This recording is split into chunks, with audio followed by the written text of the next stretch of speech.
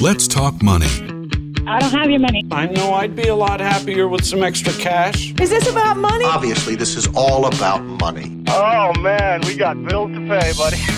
With practical tips and a focus on Scripture, let's talk money. With Dave and Reb. From More Than Enough. Real conversations about money for real people. Let's talk money.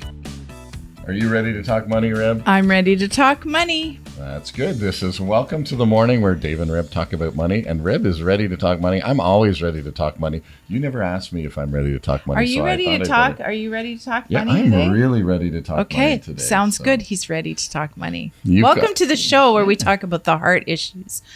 And it's just... If I can get a heart issues around money. I was just going to say, and it's just us. It's just us, and it's the end of January. We've made it through 1 month. Woo!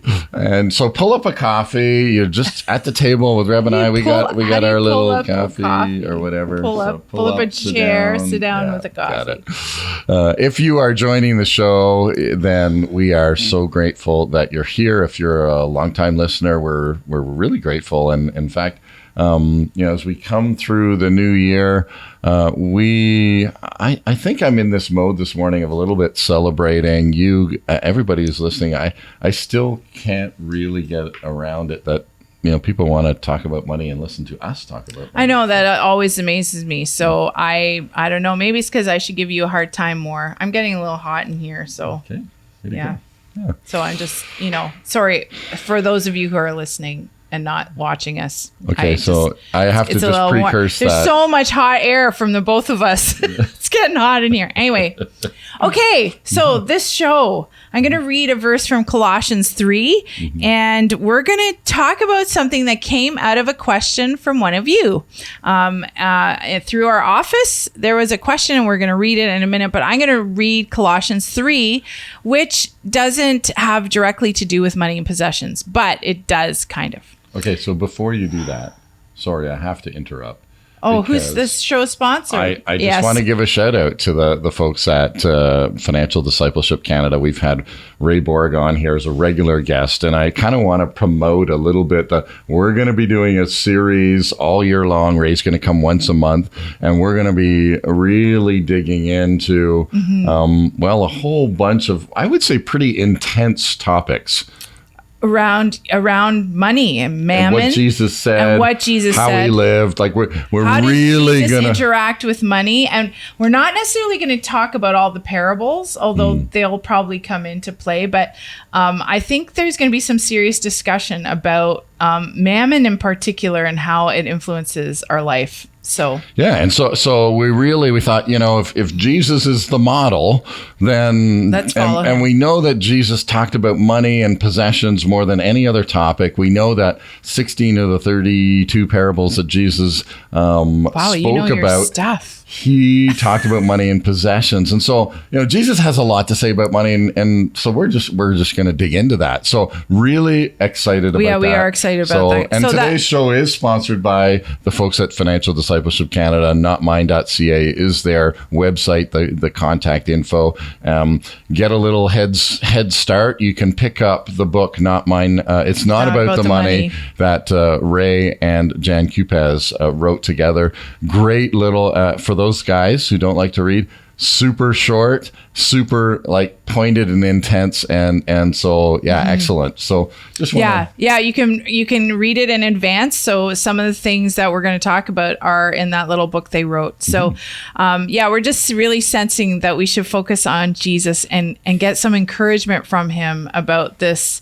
No greater model. About the world we're living in right now and how he wants to encourage us and just raise awareness about how we maybe are lied to by our world around us about money and stuff. Okay, so Colossians 3, if then you were raised with Christ, seek those things which are above, where Christ is, sitting at the right hand of God. I'm just going to read that one just all on its own again. I just get really excited. Then you were raised with Christ, seek those things which are above, where Christ is, sitting at the right hand of God. Set your mind on things above, not on things of the earth. For you died, and your life is hidden with Christ in God. When Christ, who is our life, appears, then you will also appear with him in glory. Now, why are we reading about Jesus? Well, we love Jesus. We're learning to love him better and better every day. If you were raised with Christ, if you are following him, seek those things which are above, where Jesus is. I'm just like, set your minds on things above, where Jesus is. That's really striking me today as we start this conversation, because the question that came to our office was this: how do we stay focused on our budgets or our spending plans with the inflationary pressures that are around, and coming out of the holidays that we just maybe spent more money than we wanted to, or didn't spend as much money as we would have liked to because of it all, and we're feeling a little low in the whole money area. How do we stay focused? You probably just got your December Visa bill. What? Yeah. Okay. This is the depressing show of talking money and debt. No, we want to. We're glad you've joined us, and you're taking the initiative to, like, I gotta listen. It's awesome. Yeah, I'm gonna drudge through. We want to give some hope around this and encouragement. So, how do we do this? Well, my simple answer was going to Colossians 3. Set your minds on things above, where Jesus is. If we say we love God and we are not setting our minds on things above, I mean, I'm just thinking about that now. I don't always set my minds on things above. When I read the debt that is on my Visa bill or my credit line, or the inability to pay for my full gas bill, or propane into my house because it's expensive, or I look at the cost of groceries, it's all just discouraging. But his the plain and simple truth is, he's saying, set your minds on things above, where I am, and look to me. I mean, Lauren Daigle has that great song, because it's been coming back to me and some of my friends. Look up, child. Look up. And I love the story of the 5 loaves and 2 fish for that very reason, because in one of the Gospels, it says, Jesus looked up, gave thanks, broke the bread, and gave it to the crowd. I just love that. So that's the encouraging part. But the practical part, we also want to talk about today. Sure. And I think that there's, let me back up one step and just add my 2 cents to that. I mean, one is that when we there's this mystery that I've observed is that when we put our minds on Christ, then Christ seems to download these creative things. Even some of the appetites and some of the things that we think, oh, I'd really like to buy that. And then we spend some time in the presence of Christ. And then all of a sudden it's like, well, you know what? Not really. Well, let's see. I mean, there's something about just coming into the presence of God. And, as it says in Colossians, that when we set our mind, and it's not just a glance, but that we just set our minds on Christ, that something releases. We don't quite, and maybe I should be saying me, because I experienced this, that the stresses that I was under, the challenges, the fears, the all of that, and I come into the presence of God, and there's like an exhale, and then it's like, okay. And not every time. I'm not saying this happens, but often it happens to me that I go, okay, Lord, I know that you sustain me. And so you're going to sustain me emotionally and physically and financially. And so here's what it is. And I'm turning my mind to Christ. And sometimes I don't even bring that stuff in, but I think it's what the Colossians is saying here is that when we turn to the Father, then there's a surprise there. There's a surprise that we can, and he is good, and he does know all of our needs. And so we can say, okay, so my job is to set my mind. And that was what really caught me, was set your mind on things above. And there's a I don't even know which song, but there's the song that says, and turn your eyes upon Jesus, Look full in his wonderful face, and the things of earth will grow strangely dim in the light of his glory and grace. And when we read that in prep for today, immediately I thought, it is so true. And there's inspiration in that. And there's so many things. Even, one of the things that I've been trying to do, and I don't even think I've shared this with you. Ooh, big reveal. So, a big reveal here is that when I'm tired, I scroll through YouTube and I watch, idiots with chainsaws and I'm an F1 fan, so I'll watch F1 news and whatnot because it's the man's drama. So like the man's soap opera F1. Anyways, we're not going to go there.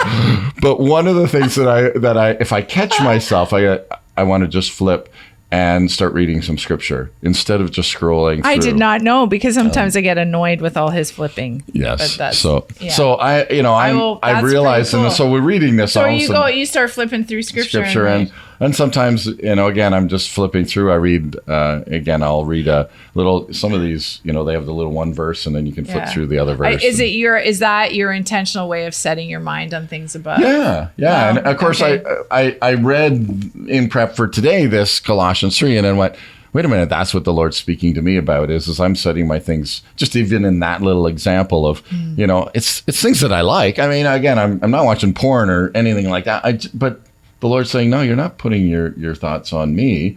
And you're doing that when you're checking out. So check out towards me. And so I'm like, wow. Okay. I know sometimes we think, it's, you got to be, it's that really evil thing. But sometimes it's just distraction. Yeah. Right. That God is asking us, don't get distracted. Or for me, sometimes it's like, why are you reading that book? Why don't you spend a few more minutes with me? Why don't you, talk to me? Why don't you, pray to me? Why don't you put some worship music on? Because you've been really stressed. Why don't you go to bed with that instead of more talk about the worries and of the world? And so you and I are trying to do that at night because sometimes we fall in bed after working or having late conversations. Sure, the busy day, and I'm like, and I try and fill it with things that are nice. It's nice to get caught up, I guess, on F1 racing or whatever. But like in the end, sometimes the Lord's like, no, I know what you need. I am your bread. I am your water. I am your food. Come to me and eat of me. So David and I are just learning that still, right? But that's like a sidebar, I guess. And the other thing that I'm thinking of as we have this discussion is remembering. I feel like somebody who's listening needs to remember God's faithfulness.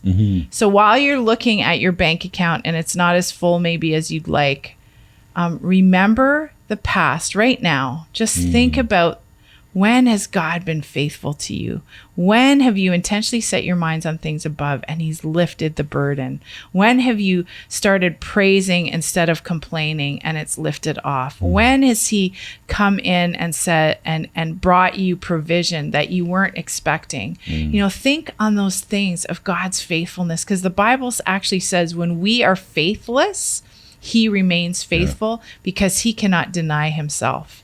So I just feeling like we all need to remember God's faithfulness today in the setting our minds on things above where Christ is. So, because the inflationary pressures, the bills, the decisions that we've made in the past do come in and they do have an impact, and they are real tactical things, right? Like tactile things. There is a bill to pay. There is a pressure, especially again, as things are changing so much in terms of, our expenses on a day by day. And we hear the media and the news and some of it's doom and gloom. Some of it, what is the future going to hold for 2023? Of course, we're in that mode of the beginning of the year. So, all of these things. And I think the question that we got this morning was just, how do you stay focused? My response, maybe I'm just the simple guy, but my response is keep it simple. Go back to the things that worked. If you have an app that you use for tracking your expenses and you're like, that was working before, but I'm not doing it anymore. well, then go back to the thing that worked. Or if you've never been terribly successful at finding something that allows you to stay aware, to know where the money that's coming in is going to go, well, then maybe you do need to just reach out and say, I need some help to figure out what my financial outlook is. In our world, we call that financial awareness creates empowerment. We face our finances. That's a little acrostic. So before you go down with your ideas, I want to give some specifics. Sure. So like if you have a notepad, you could write it down. Sure. So you're saying, so the first thing is get a plan. Right. So if you're not following your own budget, you don't know how to make one, start tracking, like know where your money is going. Like, what do you spend on groceries? What do you spend on hydro? Get a piece of paper out, write it down, get an Excel spreadsheet, or find that app that might be a help for you. I mean, there's tons out there. That's why it's, and I have often said, oh man, we need to research all those apps, but just because of our workload, I haven't been able to do that yet. So, find something that works and then look ahead and say, oh man, this is what's coming in the next few weeks. And you make a plan and you stick to it. You think, oh man, I can't spend more than $250 on groceries this week, or whatever your number is. And you stick to it and you get intentional. And you actually, like we used to do when our kids were little, I would bring my mental calculator. I would just round up and I'd say, okay, this is 10, and then I'd keep track. So I'd know, oh, I probably can't get that this week. Or, oh, I'll get what's on sale here and not get the thing I was going to get. So it's just planning. It is planning, and then sticking to the plan. And even I'll say this as a sidebar, plan your meals. Because if you're going grocery shopping, this is what we've restarted, thankfully, because it is crazy in our house, like with 5 kids and then others coming and going. Or 3 kids at home, 5 of us. Sorry, they're not all at home anymore, but they do come home often enough. And they bring spouses. And or as the neighbors come or the friends come, right? So you guys get it. So but making a plan for meals is really important. And then you just shop what you need for that week. And it really has always been more economical that way. So that's my little sidebar. But it is planning. So the first thing you do to stay focused is make a plan and stick with plan. And that means, again, we're kind of starting in the middle and going a little bit back, because to make a plan, you want to sit down and in intentional time, basically get back into the rhythm. So what we find around Christmas, of course, in this season that we've just come out of, is everything gets messed, right? Where our schedules are messed. We're going out maybe for more social events because it's Christmas. And then there's the Christmas event. In a sense, all of a sudden, you're going to family or you're having family. And so like our regular rhythm of how we do things and what our lives look like, then that gets messed with. We throw that out during Christmas. And I think that's, again, there's no judgment here. That's okay. But coming into January, we want to reestablish that rhythm that is your life. And again, it's an opportunity to maybe create another rhythm, to say, last year, this worked really well. That's when we can look back and we can say, yeah, that worked really well. Let's go back and do that.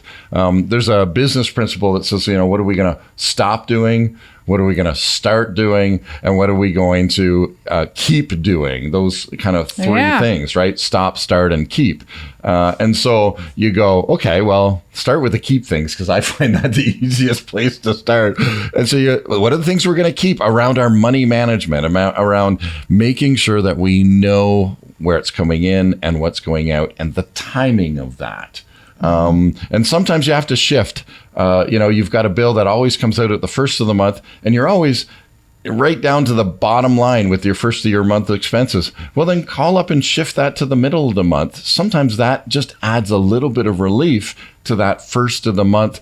Man, all of the stuff goes out at the first of the month. Well, Yeah, go Again, ahead. sometimes that works. Sometimes, hey, it's been really working. I know the first of the month I get paid monthly, so I can just simply pay all the bills, and then I know how much I have left for the rest of the month. Well, if that works for you, then keep it. And then what do you need to do to stop? So, what am I going to stop doing, and what am I going to start doing as a new? And I will say this about starting to do it is don't start too many things.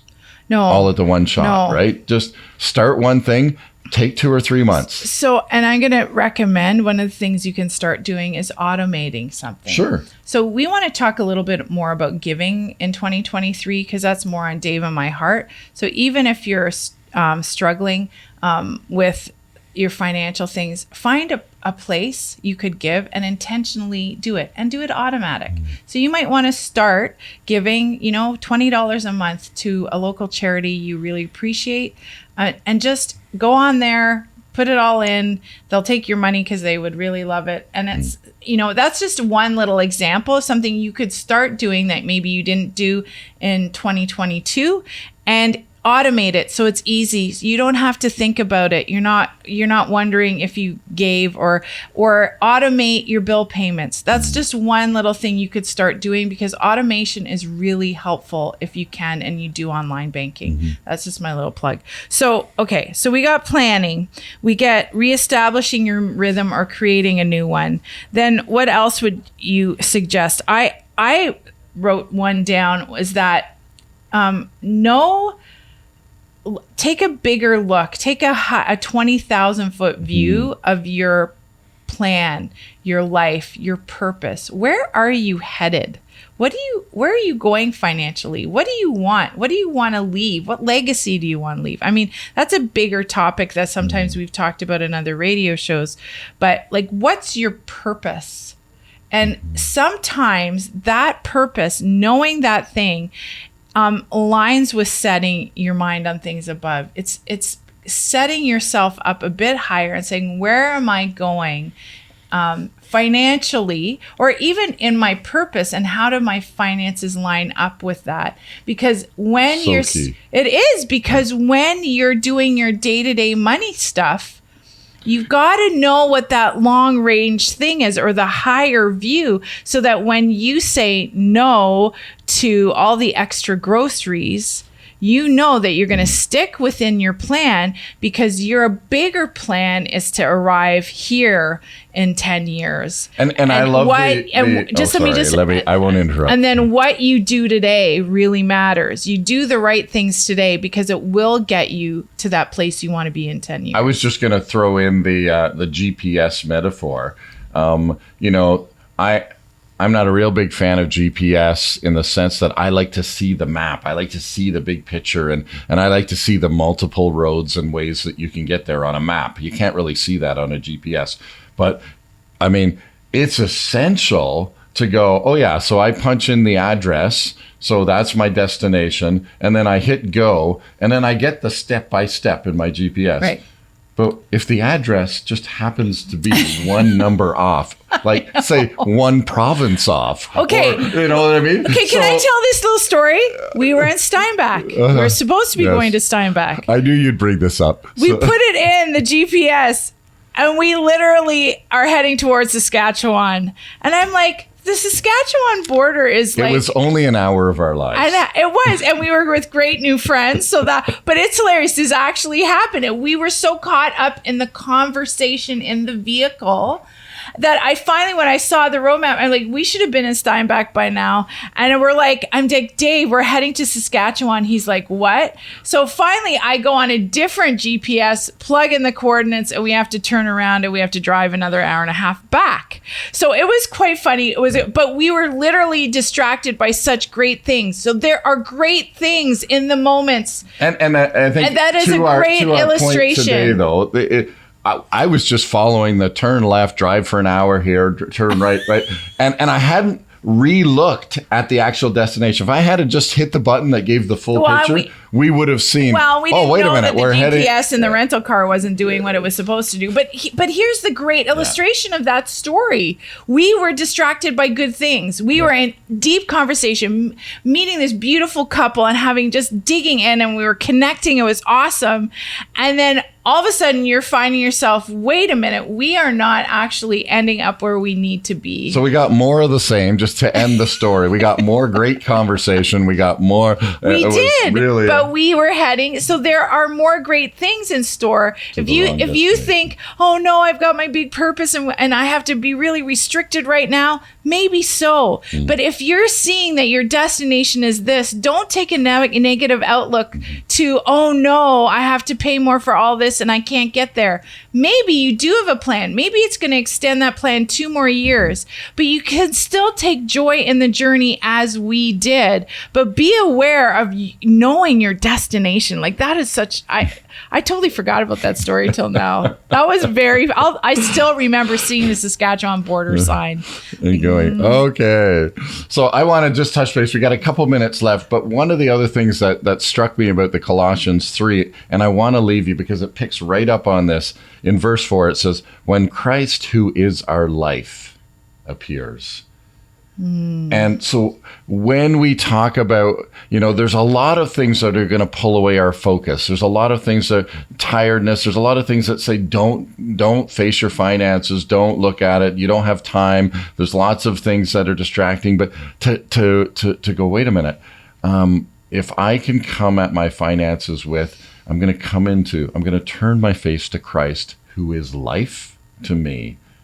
And I'm going to bring my finances in, and I'm going to do some of these things. Start your time. Set an intentional time. If you're a couple, do that. But start it by just simply not even opening the books or not even getting in there right away, but just pause for a minute and say, can we just look at Christ in the face and receive the life that he is?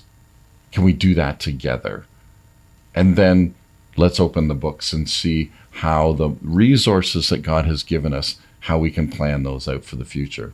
That's a beautiful picture. I mean, I guess that speaks to actually sitting down intentionally, doing your finances, but starting by turning your face to God. So, Father, thanks so much for this time this morning. We are grateful to you for your son, Jesus. Thank you that we can set our minds on things above where Jesus is, and that you call us to come up, higher up and deeper in with you in the area of our finances. Lord, give us the courage to do that today. In Jesus' name. Thanks, Reb, and thank you for listening in. I've got lots of thank yous today. Thank you to the folks at Financial Discipleship Canada for sponsoring today's show. Go to the website, notmine.ca. Pick up the book. It's Not About the Money. A really great short resource. I love it, and I know you will too. And, as we just come into the next season, one of the things you can do is hit subscribe and listen to the podcast, and hopefully Reb and I will be able to encourage you in the weeks to come. So join us next week as we talk money. Let's Talk Money is a division of More Than Enough Financial Fitness, where God is transforming hearts and bringing hope for today and freedom for tomorrow. For more information or to comment on today's show, please visit morethanenough.ca.